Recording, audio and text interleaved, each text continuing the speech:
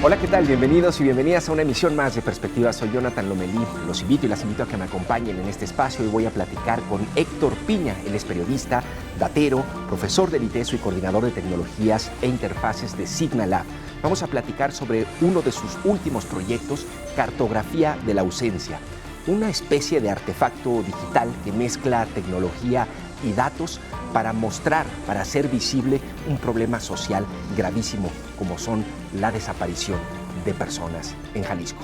Comenzamos.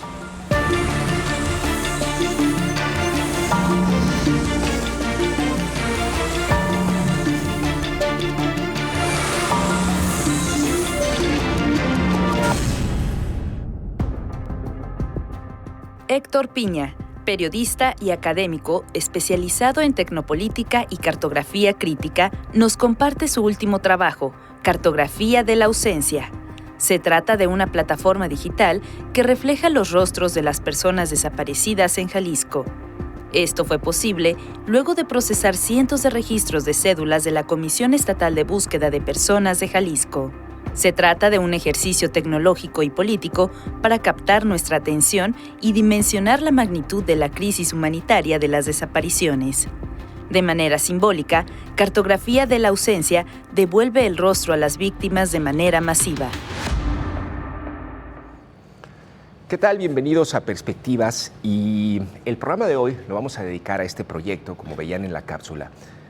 Generalmente, en los últimos 10 o 12 años, hemos visto a menudo en los medios de comunicación cómo se aborda el tema de las desapariciones. Sin embargo, su abordaje excesivo, a veces también morboso, a veces estridente, llega a insensibilizarnos. Entonces hay que buscar nuevas formas, nuevos lenguajes para acercarnos a esa realidad, para entenderla, para conmovernos, para generar empatía y sobre todo también, al final, exigir soluciones. Creo que Cartografía de la Ausencia, ahorita van a ver este proyecto, es un artefacto digital muy interesante que justamente busca ese nuevo lenguaje para hablar de lo que está enfrente de nosotros, pero ya no vemos. Muchas gracias, Héctor Piña, por acompañarme en este espacio. Bienvenido. Muchísimas gracias por invitarme, Jonathan. Es un gusto, un placer estar aquí contigo otra vez. Pues, Héctor, a ver, me gustaría un poco, veíamos en la presentación, en la cápsula, más o menos la plataforma digital, que me expliques de entrada qué es Cartografía de la Ausencia, ¿no? Esa es una gran pregunta, Ajá. porque ciertamente es difícil de clasificar el proyecto. Sí te puedo decir algunos rasgos, ¿no? Es un artefacto digital, como bien lo dijiste tú, Ajá. que busca visibilizar un problema grave que tenemos en este estado y en este país, como es la desaparición forzada. Y al mismo tiempo, bueno, es un mosaico digital. También recupera, como bien dice el video, recupera el rostro de los desaparecidos, nombra la ausencia de los desaparecidos para dimensionarla, promueve procesos de memoria colectiva digital. Ajá. Muchas veces se habla de Internet como algo etéreo, algo que superfluo, que se va muy rápido, pero creo que sí podemos generar procesos de memoria colectiva.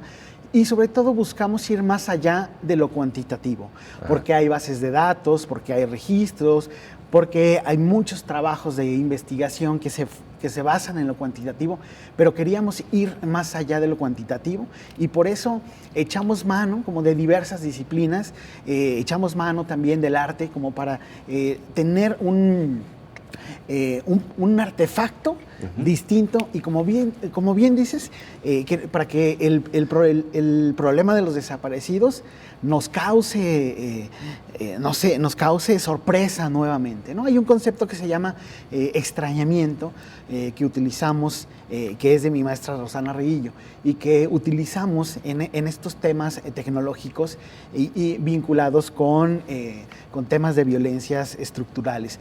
Al final, lo que es Cartografía de la Ausencia es un artefacto digital que lo que busca es eliminar certezas, causar sorpresa, ponerte la piel chinita, por decirlo de alguna manera sencilla, es decir, que tú puedas sorprenderte nuevamente por lo que estamos pasando en este estado. Estamos viendo en pantalla una parte, pero explícame muy brevemente, es decir, cómo funciona. Es decir, yo entro a internet, es una liga, y qué voy a encontrar y qué puedo hacer. Ok.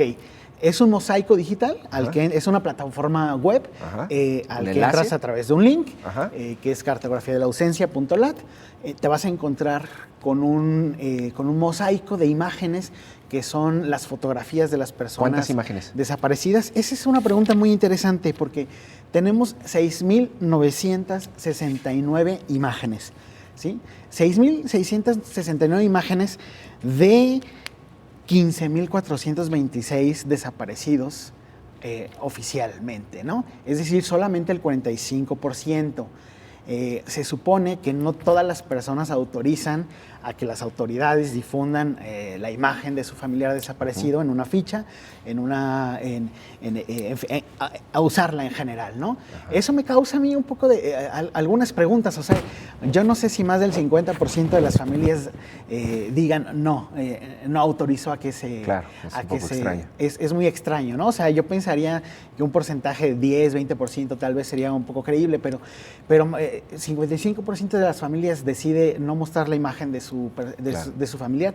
Es extraño, pero bueno, contestando directamente, tenemos 6.669 imágenes. Tú le das clic a la imagen, al rostro, y te aparece la ficha con los datos generales del desaparecido. Pero luego viene una cosa interesante, puedes compartir esa ficha con algunos botones de redes sociales, y cuando compartes la ficha, en el post que aparece en tu red social, se incluye un dato muy interesante que no debemos perder de vista, y es cuántos días ha permanecido desaparecido o ha estado desaparecida esa persona. Ya. Oye, y en la imagen veo que tiene como una forma, es una especie de flor, ¿no? ¿Tiene algún símbolo, algún significado? Sí, claro que sí, se llama flor pensamiento. Lo que vemos en el mosaico, sí. Lo que se ve en el mosaico detrás como marca de agua es una flor pensamiento. Es una flor que se da en Europa, y nosotros la elegimos por varias razones. La primera es que es una flor que florece en otoño, cuando casi todas florecen en primavera, ¿no? Florece en otoño cuando las condiciones son muy agrestes, ¿no? Cuando empieza el frío, y permanece en pie hasta la primavera del año siguiente. Entonces es un poco como las madres buscadoras, ¿no? Cuando el país está completamente roto, sí tenemos un grupo que son las madres buscadoras que están en pie y que nos están mostrando como pues todavía ciertas reservas morales y ciertas reservas de esperanza. Entonces esa es una característica. La otra característica es que es una flor que simboliza que tú estás pensando en alguien, ¿no? Si tú le entregas esa flor, significa estoy pensando en ti. Entonces significa el acto de pensar a alguien como las familias piensan a sus desaparecidos. Pero luego hay una doble dimensión que yo rescato un poco de Hamlet, cuando Ofelia le dice a su hermano, su hermano está a punto de irse a Francia, y Ofelia, que es quien tenía una relación con Hamlet, le dice a Ofelia, oye, pues ten esta flor, es una flor de pensamiento, porque hay pensamientos que piensan tus pensamientos, hay pensamientos para tus pensamientos. Claro. Entonces, nosotros pensamos esta plataforma como una plataforma que no solamente piensa a los desaparecidos, sino que también piensa en las personas que están pensando a esos desaparecidos, que son básicamente las madres buscadoras. Claro, oye, mira, tienes un perfil muy interesante, es decir, periodista, datero, especializado en cartografía crítica. Técnicamente, ¿cómo hiciste esto? Es decir, ¿cómo funciona o cómo logras recolectar y hacer ese mosaico digital? Ok, es más sencillo de lo que parece. Es para ti. Es más sencillo de lo que parece. Nosotros nos conectamos a una API. Es una API del Registro Estatal de Personas Desaparecidas. Una API es como una llave de donde salen datos, ¿no? O sea, tú tienes un conjunto de datos y entonces los pones a disposición de los demás mediante una API. Entonces te conectas a esa API y descargas los datos, se descargan en un formato que se llama JSON. Esos datos los colocamos en una base de datos propia, ¿sí? en una plataforma, en una estructura que se llama Firebase de Google, y a partir de esos datos los tomamos para que se reflejen en la página, que no es más que HTML, CSS y JavaScript, que es lo básico para tener una página de internet, una página web. Claro. Entonces, lo importante es que nosotros descargamos los datos constantemente, los depositamos en nuestra propia infraestructura. Ajá. Para que esos datos queden ahí por si algún día a algún funcionario se le ocurre que no es buena idea tener datos de desaparecidos en plataformas oficiales. Oye, ¿por qué dices descargamos y eso? Es decir, ¿fueron varios o tú? Somos o un nada más equipo. tú? Ah, okay. Somos un equipo, de hecho quiero mencionarlos. Somos un equipo, Eric Vizcaya y Carlos. Son unos programadores fuera de serie que me han acompañado en Más de una locura, como en Quién Compró, una plataforma que tenía hace años. Está también Rafael Rangel, que es un estudiante del ITESO, que es una eminencia en análisis de datos, es un genio y tiene una sensibilidad social y política muy importante. Sí. Está Fernanda Verduzco, que es con quien inicié el proyecto, que también es una egresada del ITESO, de comunicación, muy involucrada en temas de datos, de cartografías y de temas sociales, con una sensibilidad social impresionante. Y también recientemente se incorporó Mariana Parra, que tiene un pensamiento visual increíble, ¿no? Que nos ha ayudado mucho en esos temas. Ese es el equipo. La mayoría de nosotros confluimos en el ITESO, aunque sí quisiera recalcar que es un proyecto independiente, ¿no? Claro. Es un proyecto independiente con nuestros propios recursos, lo hemos hecho, y nos ha asesorado mi maestra no solo en términos académicos, sino de vida también, que es Rosana Reguillo. Rosana. Oye, Héctor, a ver, explícame un poco esto que haces con la cartografía de la ausencia. Son datos, es tecnología, pero digamos, tiene un fin social, ¿no? Quisiera un poco entender si es eso un movimiento, si hay más personas haciendo esto, y te lo menciono porque ayer, si la audiencia vio la lista que compartió en el caso Teuchitlán, el gobierno de Jalisco, con todos los indicios encontrados, que era prácticamente una lista en una línea, en una página de Google, ¿no? De Google Sheet, hojas de Google. Y ayer un cuate, que creo que con tus habilidades, lo que hizo es un buscador para poder filtrar por color, prenda, tipo de prenda, ¿no? Todos los objetos y poder identificar a tu desaparecido. Pero lo hizo era creo que un muchacho, un estudiante, ¿no? Y lo hizo en una computadora con la información del gobierno, que me parece increíble que lo haya hecho de esa manera, digamos, tan básica, ¿no? Pero, ¿qué es esto, Piña? ¿Es un movimiento? ¿Es una forma de acercarse a la realidad? ¿Es nuevo? ¿Es viejo? ¿O cómo lo podría yo contextualizar? No es nuevo. En la Ciudad de México, desde hace poco más de 10 años, surgieron colectivos que se dedicaban a implementar soluciones tecnológicas sin caer en el tecnooptimismo para abordar algún tipo de problema social. En Ciudad de México tenemos, por ejemplo, a Socialty, que es un colectivo importante, Codeando, que nació, me parece, si no me equivoco, nació en Monterrey, pero luego se desplazó a Ciudad de México. Hay una parte también aquí en Guadalajara. En fin, hubo una serie de personas desde hace más de 10 años en Ciudad de México tratando de pensar cómo mediante los datos y mediante la tecnología podíamos aportar algo a un problema social, ¿no? Ya sea a su visibilización, ya sea mediante el análisis de datos que pudiera en un momento dado servir para alguna política pública. Algunos se hacen llamar hacktivistas cívicos, algunos se hacen llamar infoactivistas. Yo creo que son hackers, no hackers como se vende en los medios de comunicación comúnmente, que es como alguien que roba información, como maligno, ¿no? Ese es un cracker. Un hacker es alguien que incluso no necesariamente tiene habilidades tecnológicas, ¿eh? O sea, un hacker es alguien que tiene la habilidad, digamos, mental, ¿no? Emocional también, para tomar algo y transformarlo, reconstruir su sentido y construir una nueva narrativa, una nueva historia, una nueva posibilidad. El caso que tú me mencionas es de una persona que tomó datos oficiales, ciertamente, que estaban ahí de una forma muy poco amable. Entonces, los reestructuró, ¿no? Cambió su sentido para que tuvieran una utilidad y un impacto mucho mayor, y las personas que tienen una persona desaparecida pudiera consultar esas prendas. En Guadalajara estamos comenzando con este tipo de movimientos. Hace una semana tuvimos un evento llamado Datos y Tequilas, que justo coordinó Socialtic, que ya tiene una persona aquí en Guadalajara, en donde se presentaron muchísimos proyectos que implican datos, tecnología, política, estética, para abordar todo lo que nos está atravesando en este momento, ¿no? O sea, sí hay muchas personas ya en Guadalajara pensando en este tipo... ¿Es decir, es un movimiento emergente o ya está más consolidado? No, yo creo que en Guadalajara es emergente. En Guadalajara es emergente. Hay mucha gente con mucho talento. O sea, el Silicon Valley del que hablan algunos políticos no solamente está en esas grandes empresas que producen chips, ¿no? Claro, en hacer dinero. En hacer dinero, sino también está en estas personas que con unas capacidades técnicas increíbles, con una sensibilidad social increíble y con una capacidad para leer políticamente las coyunturas y los problemas. Plantea algunas que es un perfil muy complejo, ¿no? Porque hay que tener un perfil de conocimiento político, de comprensión y tecnológico, que no siempre lo tiene un ingeniero, ¿no? Sí, así es, va más allá. O sea, implica las habilidades apropiarte de las habilidades técnicas de cualquier ingeniero, por supuesto.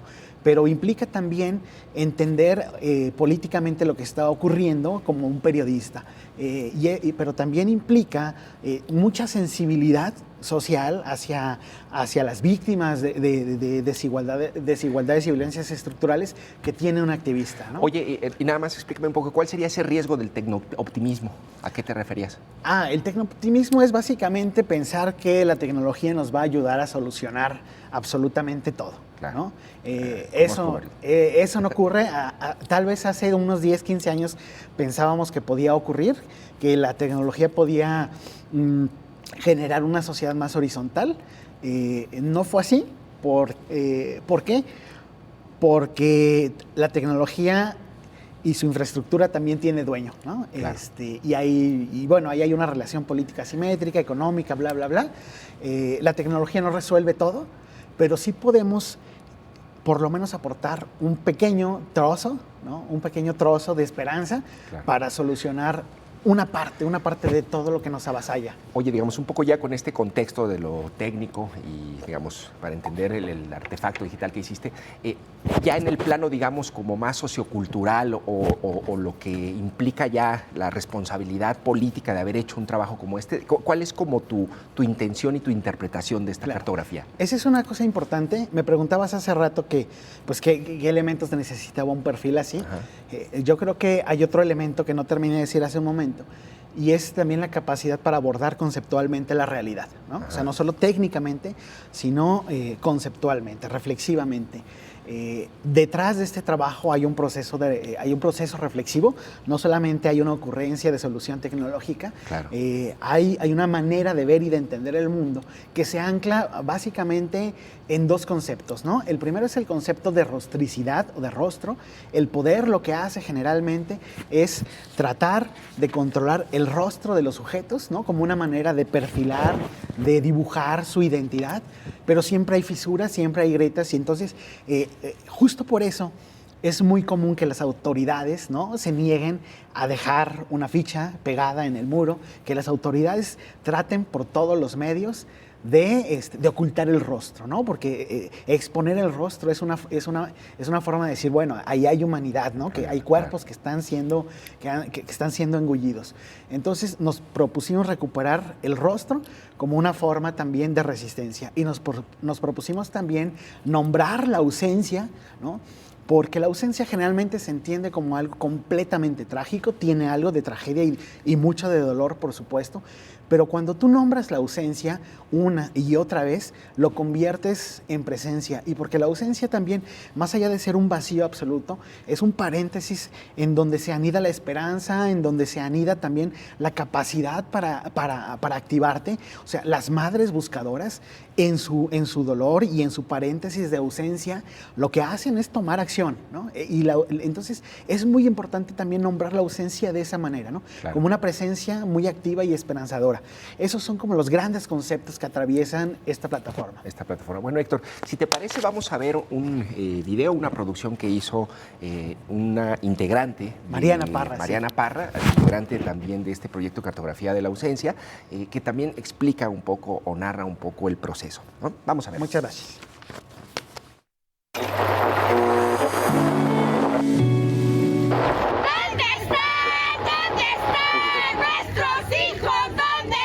Es un acto de búsqueda en vida, no es un tema de imagen, no es un tema político, es un tema puramente de una acción en búsqueda. La administración pasada desaparecieron en Jalisco oficialmente más de 9,000 personas, más de 5,700 jóvenes y más de 300 infancias. Siento gran indignación, coraje, impotencia, dolor, que el gobierno no los busca, no investigan. Nos niegan muchas cosas y trabajo que hacemos las familias y todavía tengan ellos el descaro de ir a pintarlas.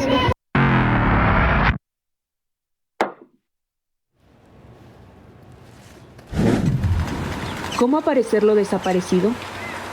Eso que ante los ojos de los tapatíos se ha vuelto normalidad y que entre tantas fichas de búsqueda parece lejano cuando a uno no le atraviesa ese dolor. Se les hace normal ver cada ficha y ya pues a veces ni atención les ponen en lugar de ver, de fijarse si han visto por ahí alguno de nuestras personas desaparecidas, mejor las quitan. El rostro humano nos conecta con el mundo.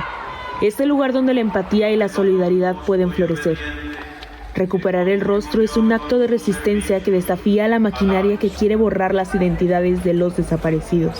Nos recuerda que cada desaparecido no es un número en un expediente ni una estadística silenciosa. Cada rostro es una historia que no puede ser desmantelada. ¡La lucha sigue! ¡Jalisco vive y vive! Cada nombre, cada foto impresa en lo que pareciera un simple papel, reflejan un registro de memoria colectiva que llevan a recordar lo sucedido y dejar en existencia a las y los desaparecidos. Es un acto de resistencia ante el miedo, el arrebato y el olvido que caracterizan a nuestra tierra. No podemos seguir así. Necesitamos que todas las fuerzas sociales, todas las fuerzas políticas del país se sumen. La desaparición forzada no reconoce colores, no reconoce credos, no reconoce situación económica, no reconoce estudios, no reconoce nada. ¡Jalisco es una fosa! ¡Jalisco es una fosa! ¡Cuéntanos bien! Cartografía de la Ausencia es un proyecto que recupera el rostro de las y los desaparecidos y nombra su ausencia. Es más que un archivo o base de datos. Al reunir los rostros de los desaparecidos en un solo mosaico digital, se convierte en un territorio de memoria donde los ausentes siguen presentes.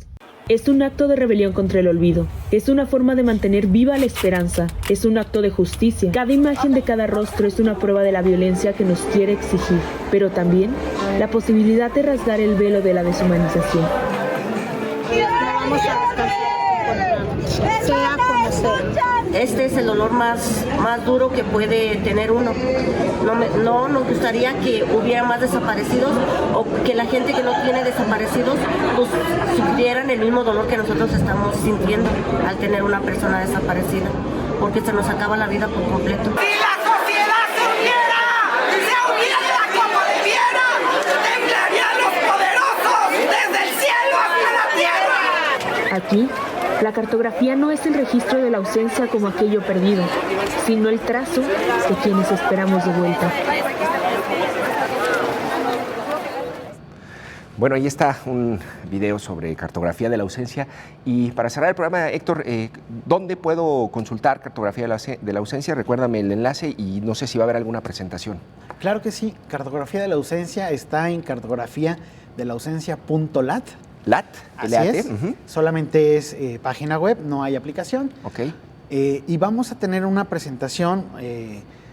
Soy muy afortunado, el equipo es muy afortunado porque va a estar la señora Lupita, coordinadora de Fundeg, va a estar... Madre Buscadora, sí. De la Madre Buscadora, así es. Marcela Turati, que es una de las grandes periodistas en este tema en el país.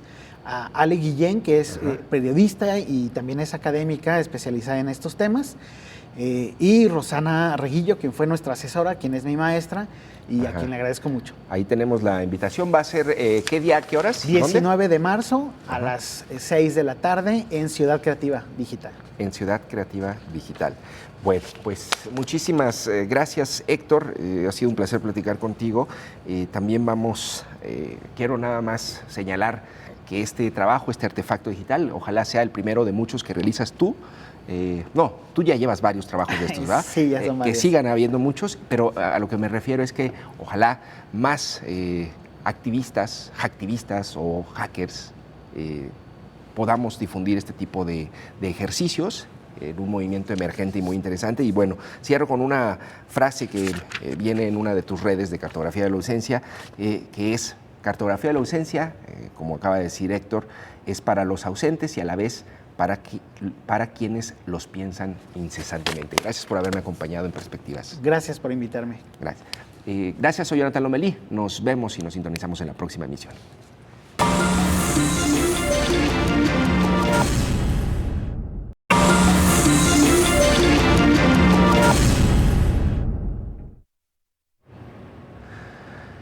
Bueno, platicamos en el primer bloque con Héctor Piña, periodista datero, profesor del ITESO y coordinador de tecnologías e interfaces de Signalab, y vamos a ver ahora una entrevista con Rosana Reguillo, profesora investigadora del ITESO, quien asesoró a Héctor en la elaboración de este artefacto digital, Cartografía de la Ausencia.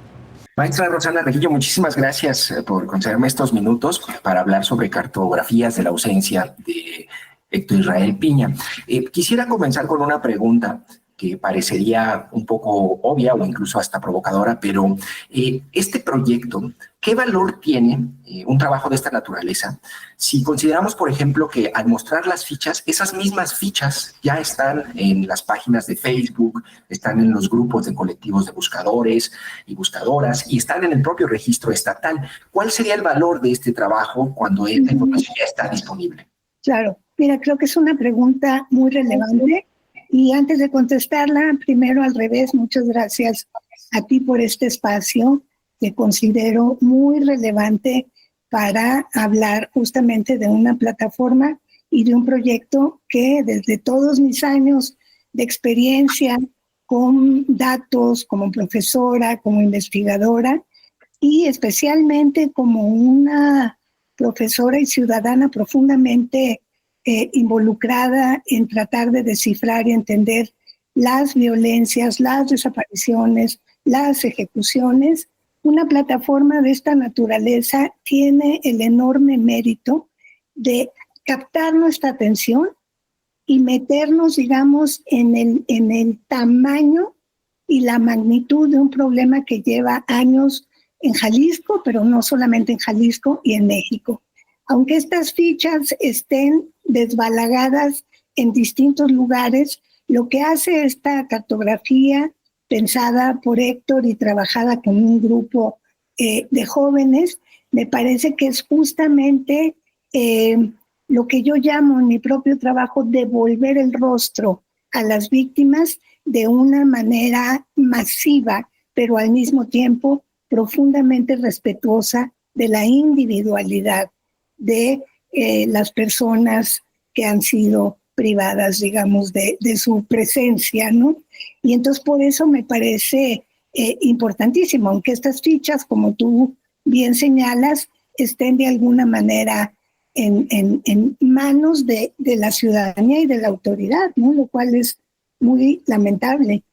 Claro. Maestra, también en otra pregunta relacionada con el aspecto formal, ¿usted cómo clasifica este trabajo? Es decir, ¿es un trabajo periodístico, es un trabajo de datos, de activismo?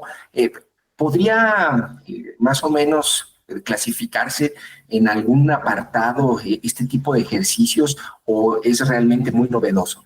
Yo creo que es muy novedoso y voy a apelar a uno de mis grandes amigos y al mismo tiempo autores consultados, que era Jesús Martín Barbero, que vivió en Guadalajara durante mucho tiempo trabajando en el ITESO, Y él decía de sus propios libros que eran inclasificables, o sea, que los bibliotecarios enloquecían porque no sabían si clasificarlo en historia, en antropología, en comunicación, en semiótica.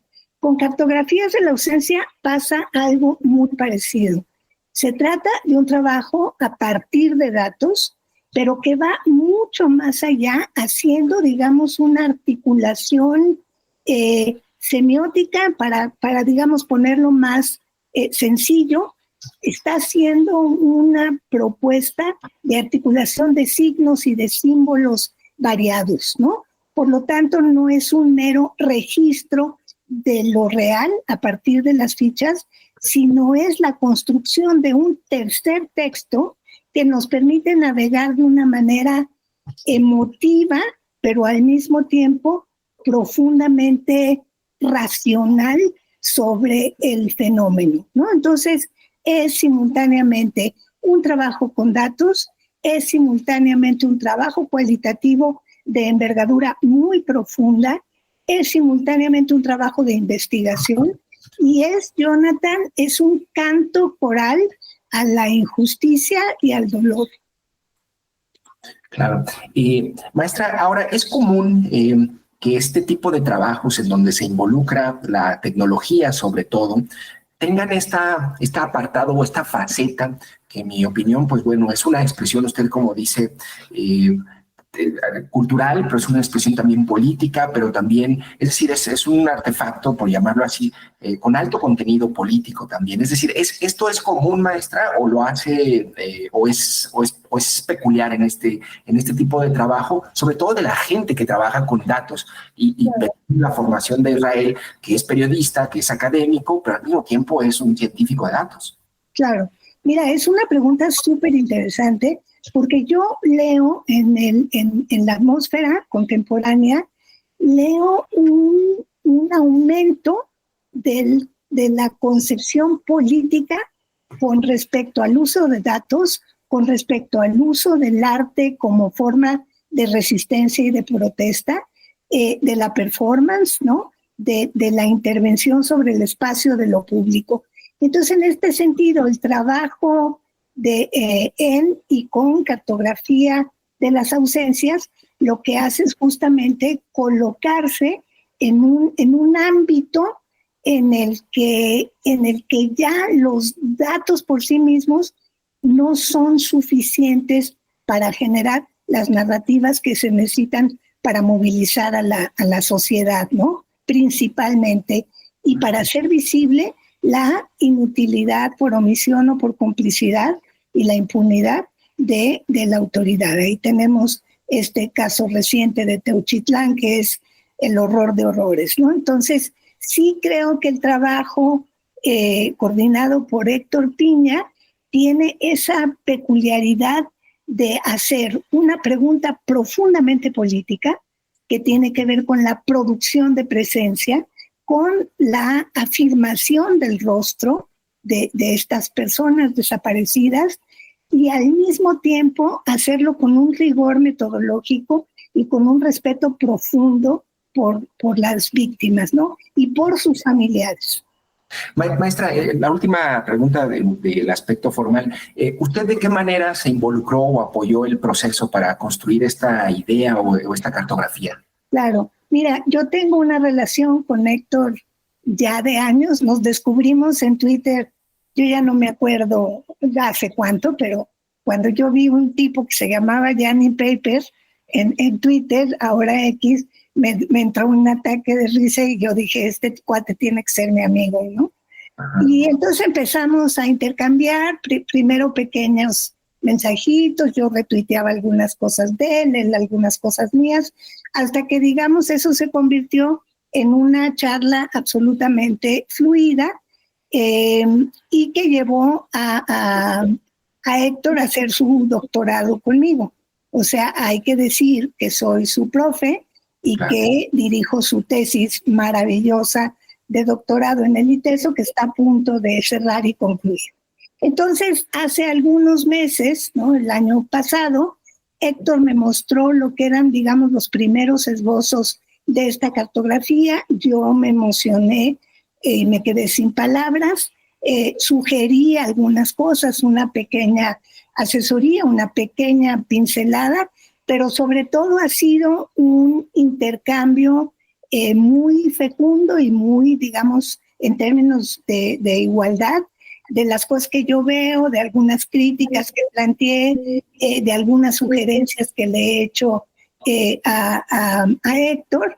Y, digamos, mi involucramiento fue tratar, digamos, de que esto tuviera una resonancia en el ámbito local y nacional que merece, ¿no? Entonces, yo le mandé los primeros esfuerzos de Héctor a Marcela Turati, que se quedó sin habla cuando lo vio, ¿no? Porque eso es lo que te hace este ejercicio.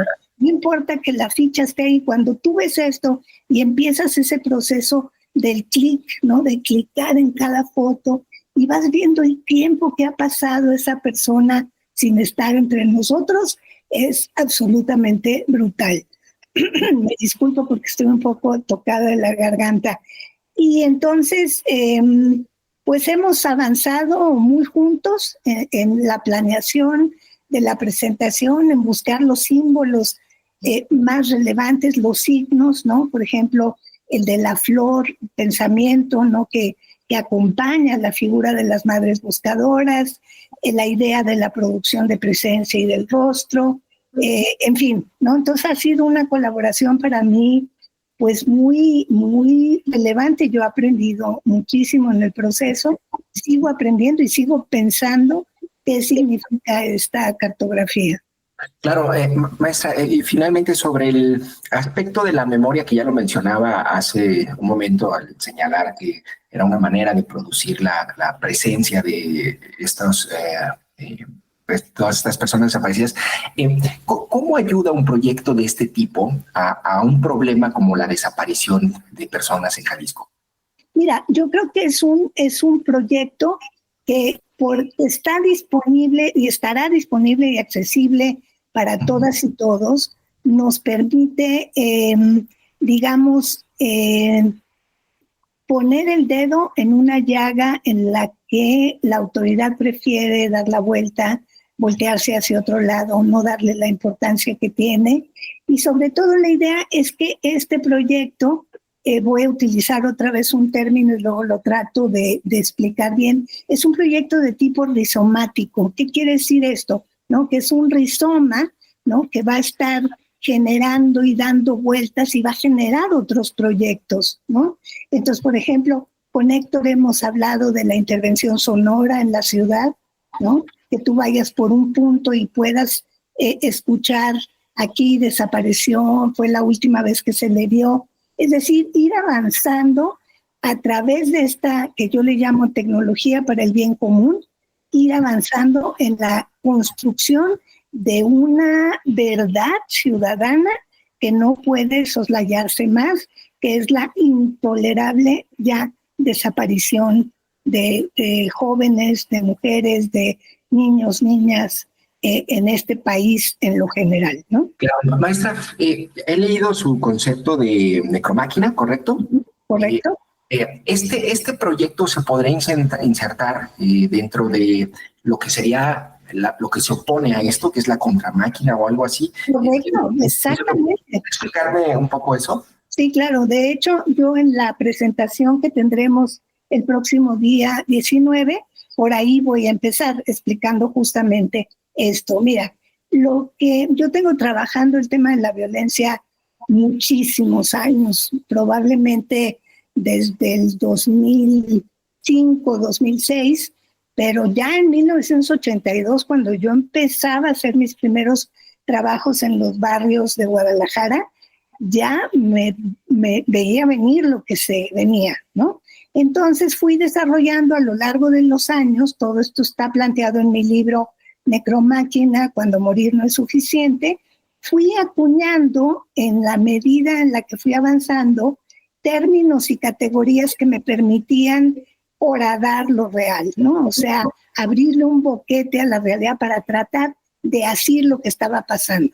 Entonces, primero propuse el concepto de narcomáquina, que esto fue en 2011, primero el de paralegalidad, luego si queda tiempo lo planteo, pero primero el narcomáquina, que era para mí la articulación de casi religiosa, un misterio teológico, de 3 poderes simultáneamente: el poder policíaco, el poder político y el poder delincuencial, unidos en una sola articulación para producir ganancia, ¿no? Era un momento, Jonathan, en el que la violencia utilitaria tenía un primer lugar por sobre la violencia expresiva. Hago esta distinción para decir, hay una violencia que busca un fin, ¿no? Yo te apunto con una pistola para que me des tu cartera. Eso es violencia utilitaria. Eso fue, digamos, lo que marcó la fase de la narcomáquina, que arranca hacia, digamos, 2007 aproximadamente, a 2014, cuando viene Ayotzinapa y se produce un cambio importante. Yo ahí me doy cuenta de que la noción de narcomáquina ya me queda chica para tratar de explicar lo que está pasando, y acuño la noción de necromáquina, que retomo y reformulo de este filósofo camerunés que se llama Achille Mbembe. Y entonces, para mí, la necromáquina es una maquinaria de producir muerte a través de la violencia expresiva, que es otra vez lo que vemos en Teuchitlán, ¿no? Y en otros campos de exterminio, en La Gallera, en Maclovio Rojas, donde estaba el pozolero, en Tijuana. Y entonces es para mí, digamos, una máquina de producción de muerte en un estado de urgencia constante, que se expresa a través de la desmesura y a través, digamos, de esta violencia expresiva, cuyo fin último no es conseguir una ganancia en sí misma, sino producir un control total sobre el territorio a partir de la imposición de la muerte, la tortura y el horror, ¿no? Pero como, digamos, tiendo a ser optimista, empecé a tratar de ver cómo se estaba respondiendo a esta maquinaria de muerte, y ahí acuñé el término de contramáquina, que ha sido muy bien utilizado por muchos de los colectivos que están haciendo un trabajo importantísimo. Pienso en la colectiva Hilos en Guadalajara, ¿no? Sangre de mi sangre en Zacatecas, etcétera. Y la contramáquina para mí son ese conjunto de dispositivos, prácticas, artefactos, como muy bien los llamas tú, que tratan de, en los mismos términos de la necromáquina, producir una respuesta y una llamada de atención sobre lo que está sucediendo, ¿no? Entonces son, como yo digo, pequeñas luces, lucioles, luciérnagas en la oscuridad, que rasgan esta noche del horror. Entonces el trabajo de cartografía de la ausencia es justamente esto, esta pequeña luz que, sin pretender tener estas grandes aspiraciones revolucionarias y de toma del poder, se propone justamente abrir grietas en nuestro sentido, ¿no? Estamos, Jonathan, enfrentando con Trump, ¿no? Con el ascenso de los populismos autoritarios, etcétera, una disputa por el sentido de lo real. Y creo que en ese sentido, cartografía de la ausencia es un trabajo espectacular para esto. Maestra Rosana Reguillo, le agradezco muchísimo que me haya acompañado en Perspectivas. Espero pronto pueda acompañarnos en el estudio para seguir platicando. Ojalá, lo podemos planear. Muchísimas gracias a ti. Gracias, maestra Rosana Reguillo. Buen día. Buen día. Hasta ahí quedo ya. Oiga, maestra, me gustaría hacerle nada más una última pregunta, a ver si alcanzo. Lo que pasa es que el bloque es de 25 minutos y no quiero excederme, pero nada más, justamente estoy escribiendo y estaba haciendo unas llamadas sobre el tema de Teuchitlán. No sé si ya vio allí, ¿a usted qué le parece que hay, digamos, como de elementos que siempre me impresiona, adicionales a lo que ya habíamos visto, ¿no? Tiene 3 elementos que a mí, sobre lo que quiero escribir, voy a plantearle un artículo Animal Político, pero uno tiene que ver con los cuadernos. No sé si te fijaste. Sí. Eso es terrible, porque es la misma metodología que usan las madres cuando, sobre todo el grupo de Lupita Aguilar, cuando entran al CEMEFO, la otra Lupita, entran con estos cuadernos, escribe a tomar las notas del cuerpo. Cuando yo vi rápido esas imágenes, ya no supe si eran de Ulises o si eran de las propias madres, pero hay que profundizar en esa imagen. Sí. Ahí se ve que tenían claves para nombrar números, y es una tecnología absolutamente pedestre, o sea, analógica, loquísima con respecto al tipo de armamento, ¿no? Entonces, ¿de qué te habla esto? De la banalidad del mal, diría Hannah Arendt, ¿no? De soldados profundamente capacitados en lo militar, pero profundamente deficientes en lo educativo y en la sofisticación técnica. A mí eso me dejó helada. Yo esperaría, claro, como están en un rancho y en descampado, ¿no? Pero uno esperaría un artefacto, volviendo al tema, o artefactos mucho más sofisticados. Claro. Un segundo elemento que me dejó muy descolocada, que yo no lo había visto de manera tan clara, es el altar, ¿no? Con distintas figuras de la Santa Muerte, las veladoras, los collares que no se alcanzan a percibir del todo. Solamente la gente que estuvo in situ pudo verlo, aunque hay algunas fotografías. Y esto me habla, digamos, de algo que yo planteé ya en el 2000, ¿qué sería? Pues 2011, 2012, que es el fuerte componente mesiánico de estos grupos, ¿no? Este nexo con lo religioso, con lo luminoso, ¿no? Que es un concepto difícil de la filosofía, pero lo luminoso es el contacto de los humanos con un algo más allá, ¿no? Claro. Entonces es invocada la Santa Muerte y a otros santos. Habría que ver si había otros, Malverde, yo no alcancé a percibirlo en lo que he analizado hasta ahora, pero es una forma, digamos, de buscarse santos sin papeles que ayuden en su terrible labor de aniquilamiento. Y la tercera, Jonathan, es otra vez mi concepto de desmesura expresiva con la cantidad de zapatos en el piso. Esto es brutal, es un golpe, es demoledor, te quita el aliento, porque puedes imaginar todos esos pies descalzos, todas esas trayectorias que hicieron, el momento en el que los despojan, que los maltratan, es una cosa terrorífica. Entonces creo que debe haber más, o sea, yo todavía estoy en shock, ¿no? Tratando de ir más allá de lo evidente, como digo en mi trabajo, pero estos tres elementos a mí me parece que rompen lo que estamos acostumbrados a ver. Incluso, repito, en La Gallera, en Maclovio Rojas, en Tijuana, donde calcula la autoridad 17,000 litros de emulsión humana. Imagínate este concepto de emulsión, lo que es brutal. Gracias por haberme acompañado en Perspectivas. No se pierdan el próximo miércoles 19 de marzo a las 6 de la tarde en Ciudad Creativa Digital. Se presenta Cartografía de la Ausencia de Héctor Piña, periodista, datero, académico del ITESO y también coordinador de tecnologías e interfaces de Signa Lab.